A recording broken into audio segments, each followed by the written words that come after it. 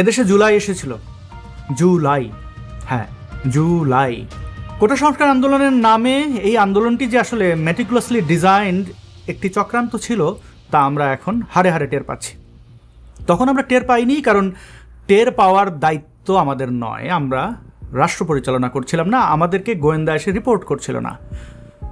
অসংখ্য মুক্তিযুদ্ধের সপক্ষের লোক, এমনকি আওয়ামী লীগের নেতাকর্মীদের সন্তান সন্ততিরাও কিন্তু এই জুলাই আন্দোলনে অংশগ্রহণ করেছিল।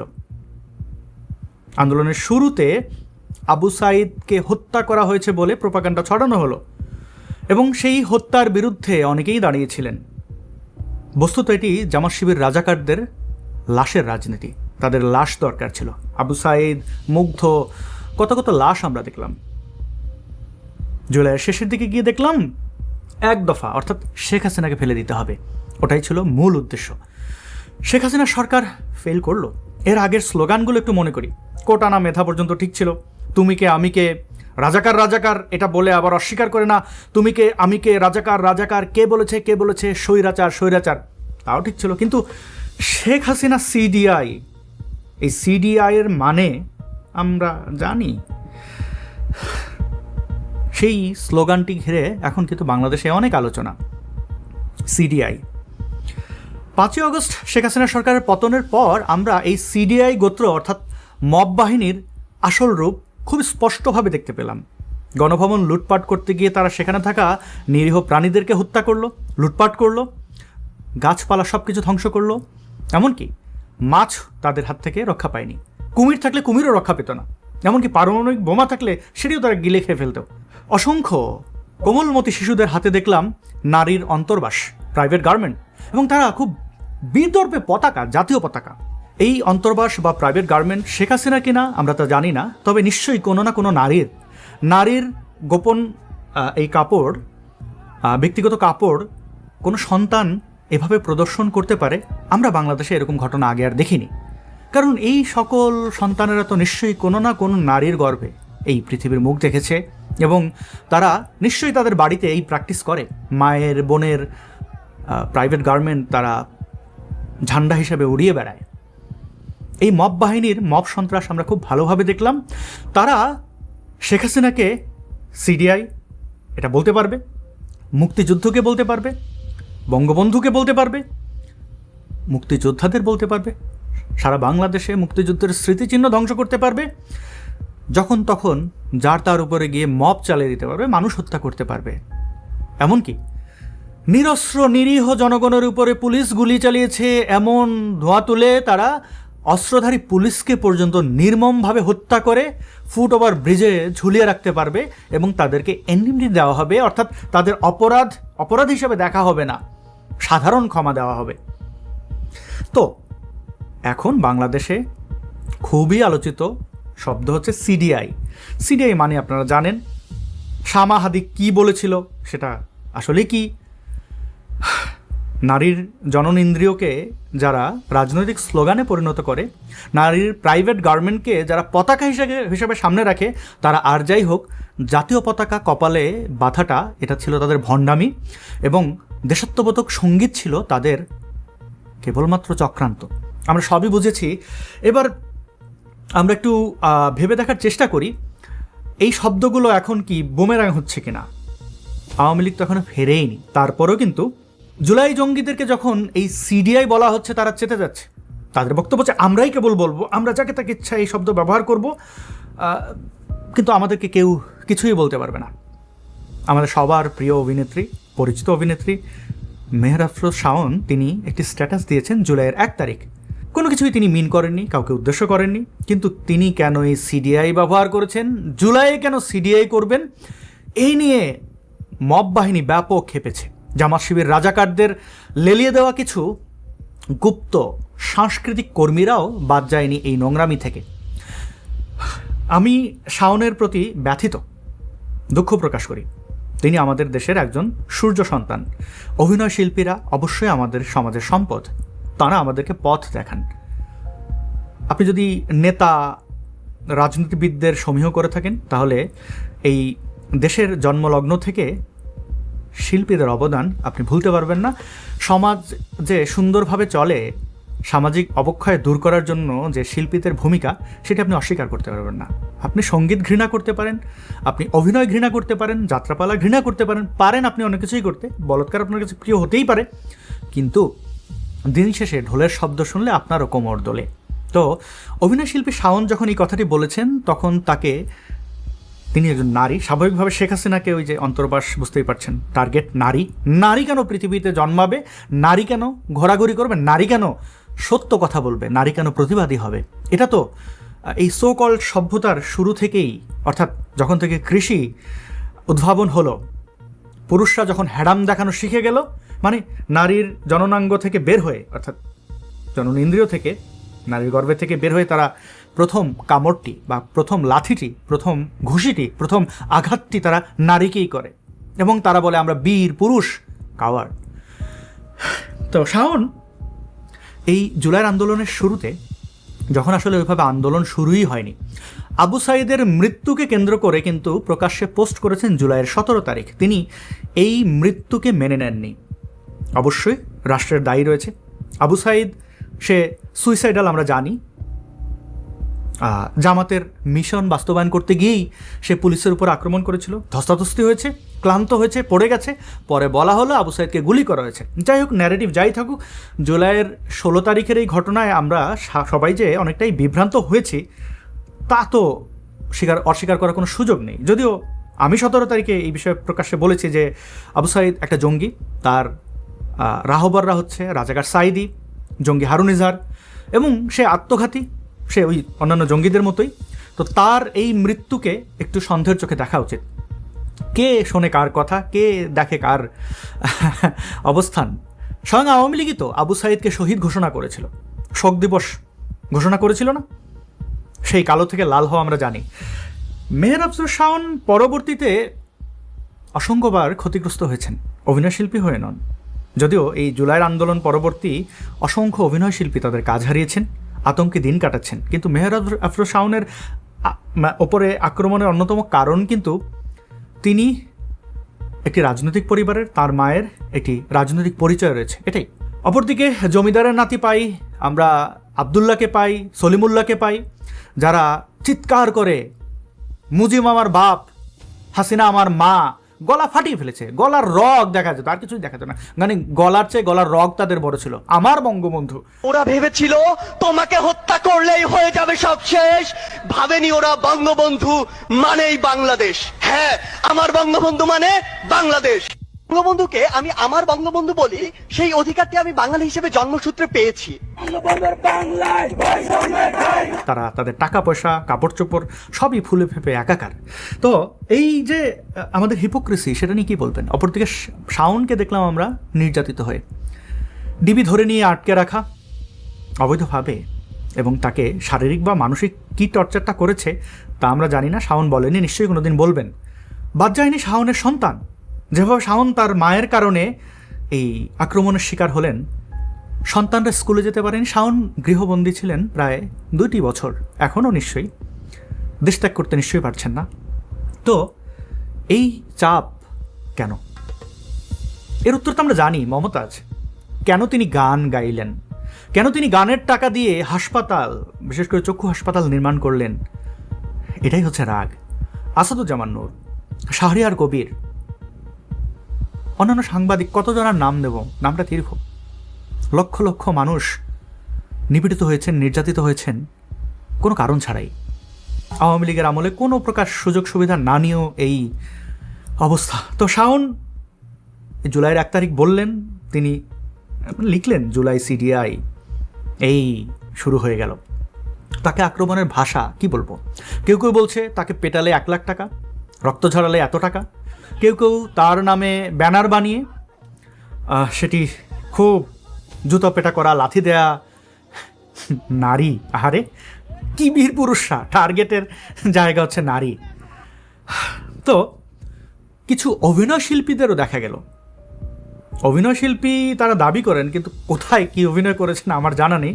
আমার ব্যর্থতা, আমি অনেক কিংবদন্তিকেই চিনি না, কিন্তু চিনলাম। দেখছেন তিনি কি ইঙ্গিত করলেন, তার আঙুল কিভাবে প্রদর্শন করলেন, হাতে কি আছে।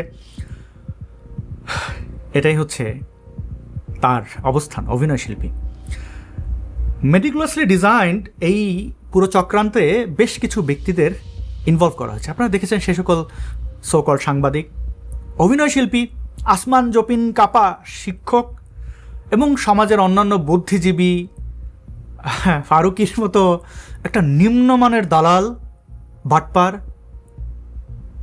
তো এইরকম বদমাশদের সংখ্যা তো অনেক লম্বা। তো চলুন দেখি এই বীর কি বলেছেন, তার বক্তব্য শুনি এবং আমরা একটু বোঝার চেষ্টা করি তিনি আসলে কি চাইছেন, কি বোঝাচ্ছেন আমাদের সমাজে। এবং আমি একটু বলে রাখি, যারা অগ্রজ রয়েছেন ক্ষমাসুন্দর দৃষ্টিতে দেখবেন।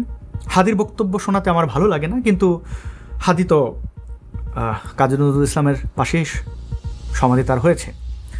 শুনেছি পাঠ্যপুস্তকে তার বীরত্বের বক্তব্য উঠে আসবে, আমাদের শিশুরা শিখবে নারীর জননেন্দ্রিয় ছিঁড়ে ফেলতে চায় এক বীর, এবং সেই বীরত্বের জন্য পাঠ্যপুস্তকে স্থান পেয়েছেন। কাজী নজরুল ইসলামের পাশে তার কবর স্থান পেয়েছে। এই বীরটি, তিনি অভিনয় শিল্পী, তার সহশিল্পীকে কিভাবে আক্রমণ করছেন আমরা একটু শুনবো, কিন্তু শব্দের বা যে বিষয়ে তিনি কথা বলছেন এই দায়ভার আমার নয়, এবং এই পুরো ভিডিওতে আমি আমার কোনো মন্তব্য, ব্যক্তিগত মন্তব্য রাখবো না। কিন্তু দুঃখের সাথে জানাচ্ছি সবজির দাম বেড়ে গেছে। আমাকে একজন অভিনেত্রী বললেন যে জুলাই মাসে ওনার নাকি কি করতে ইচ্ছা করে, কিন্তু উনি আবার আমাকে এটাও জানালেন যে জুলাই মাসে উনি যেটা করতে চায় সেটার যে অল্টারনেটিভ ব্যবস্থাটা তার সেটা নাই। তো উনি বললো যে একমাত্র উপায় হচ্ছে গিয়ে বিশেষ একটা সবজি দিয়ে সেটা সে করতে পারে। তো কিন্তু বায়োলজিক্যাল ভাবে উনি তো সেটা করতে পারে না, উনি সেটা রিসিভ করতে পারে। তো আমাকে যখন বললো যে উনি পুরো জুলাই জুড়ে এই কর্মযজ্ঞ চালাতে চায়, তো আমি হন্তদন্ত হয়ে সবজি কিনতে গেলাম। আমি মানে সেই বিশেষ সবজিটা কিনতে গেলাম। একটা মানুষ কতটা ডেসপারেট হলে পরে এই বিশেষ সবজি কিনে আনে, এবং বলল শাওনকে উদ্দেশ্য করে, নাম ধরি, যে এখনও বলেনি নামটা বলবে, এবং বায়োলজিক্যালি নাকি শাওন রিসিভ করতে পারে না। তিনি এই সিডিআই বলতে, করতে পারা বলতে যেটা বুঝিয়েছেন, আমি এই ব্যক্তিকে বলি, এর নাম আসাদুজ্জামান সামথিং। আসাদুজ্জামান, করতে পারার ব্যাখ্যা কি? ওই কর্মটি একা কেউ করে না, এবং ওটি জনন ইন্দ্রিয় দ্বারা নির্ধারিত থাকে না। সিডিআই নারীও পারে, পুরুষও পারে, কিন্তু আমাদের পুরুষতান্ত্রিক সমাজে বোঝা যায় যার ওই জিনিসটা আছে সেই হচ্ছে একমাত্র, আর সবাই শুধু গ্রহণ করবে। তো মাদ্রাসার দিকে তাকালেই তো তার বাস্তবতা দেখতে পাই, যার ওইটা আছে সেও গ্রহণ করতে বাধ্য হয় তাদের শিক্ষক দ্বারা। যাই হোক, আপনি মাদ্রাসায় গেলে আরও অনেক কিছুই পেতেন, জলজজ্জান্ত একটা মানুষ এনেই দেখাই দিতে পারতেন, আপনারা তো ওইটাতেই বিশ্বাস করেন। আর আমি জানি না এরা নারীর গর্ভে কিনা এবং কোন জায়গা দিয়ে পৃথিবীতে এসেছে।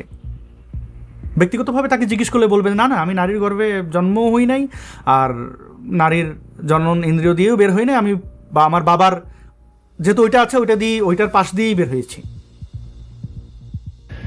কিন্তু দুঃখের বিষয় এই সবজিটারও এত দাম, মানে তাহলে কেমনে কি করবো বলেন, অতি কষ্টে। অনেক পরিষ্কার করার পরেও বাথরুমে মাঝে মাঝে তালাপোকা থেকে যায়। ওনাকে দেখলে আমার মনে হয় তালাপোকাটা, এবং প্রয়োজনীয়, এখন আমি ব্র্যান্ডের নাম বলছি না, টয়লেট ক্লিনার দিয়ে ওনাকে ক্লিন করতে হবে প্রপার ভাবে।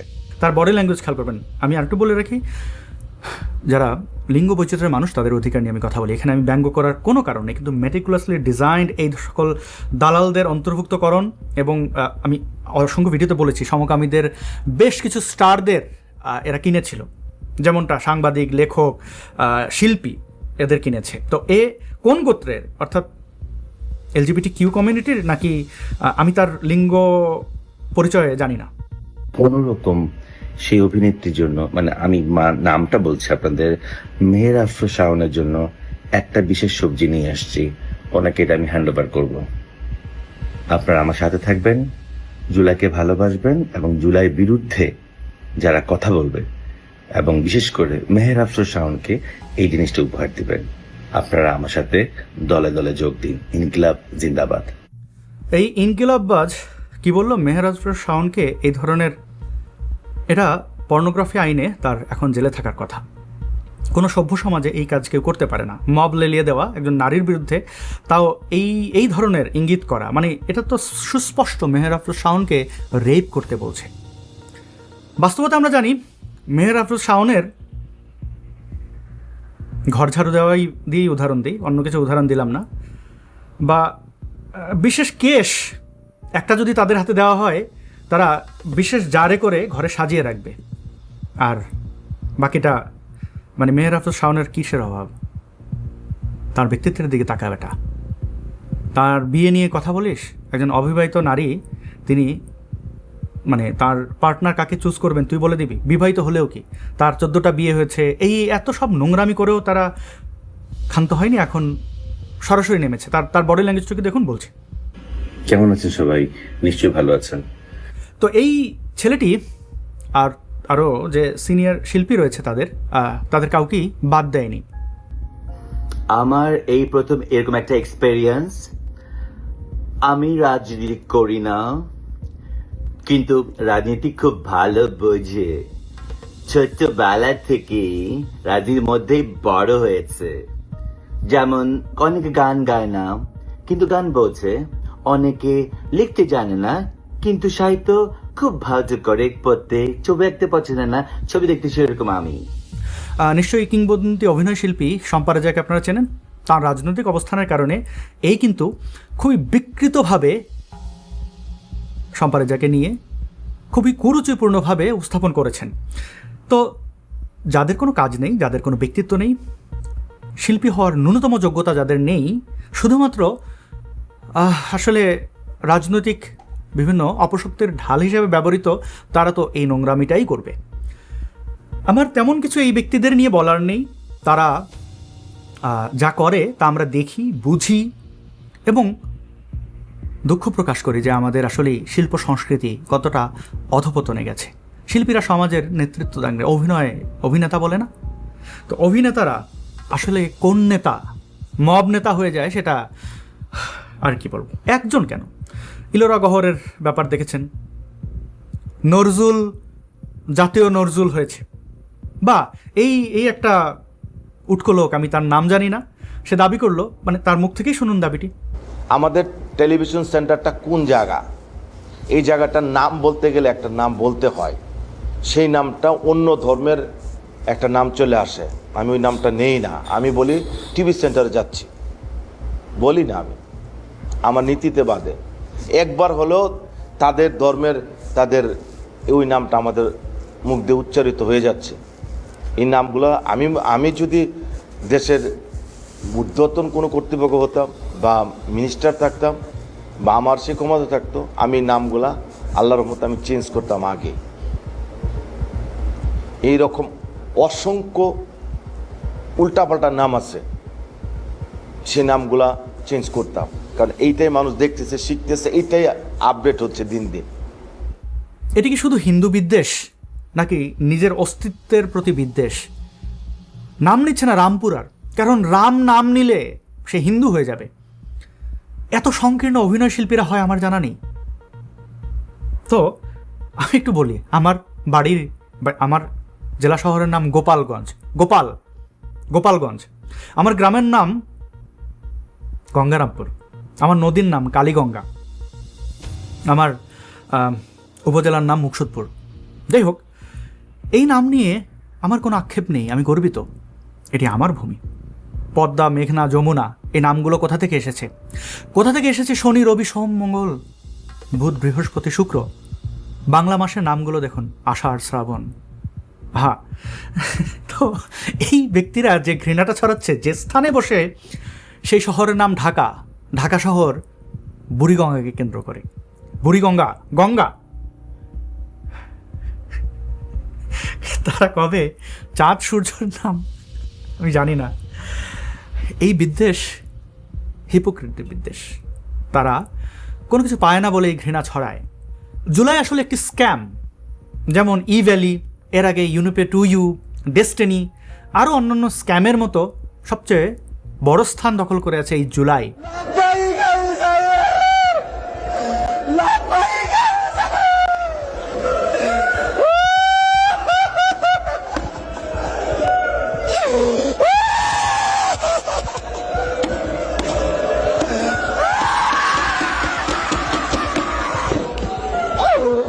জুলাইকে কেন্দ্র করে যত অভিনয় আমরা দেখলাম, যত সন্ত্রাস আমরা দেখলাম, এই সন্ত্রাসীদের সকলের বিচার হবে। তবে এই অভিনেতাদের বলি, তোমাদের চেয়ে অনেক ভালো অভিনেতা কিন্তু এই স্যালুটওয়ালা রিক্সাওয়ালা।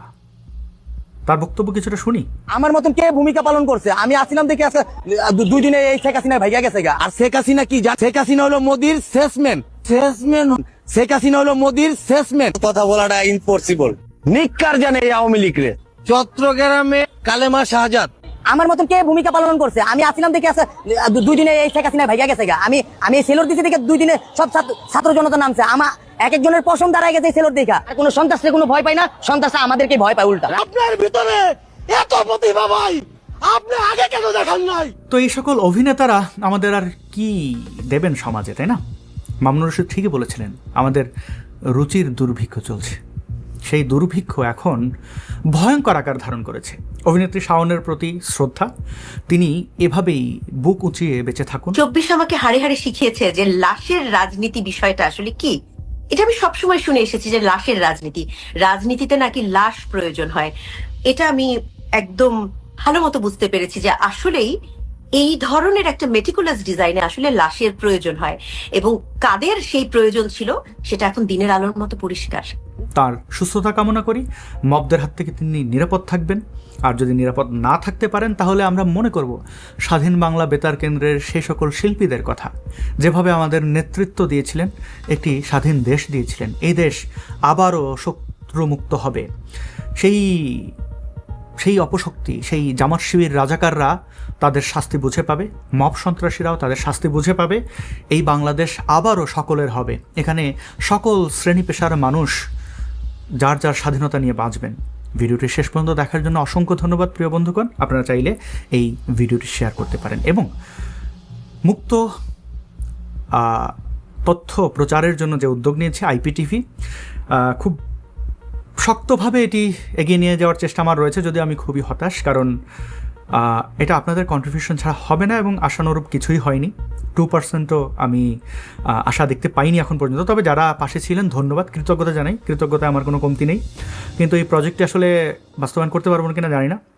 আপনারা পাশে থাকলে পারবো, চেষ্টা করবেন পাশে থাকার। অসংখ্য ধন্যবাদ।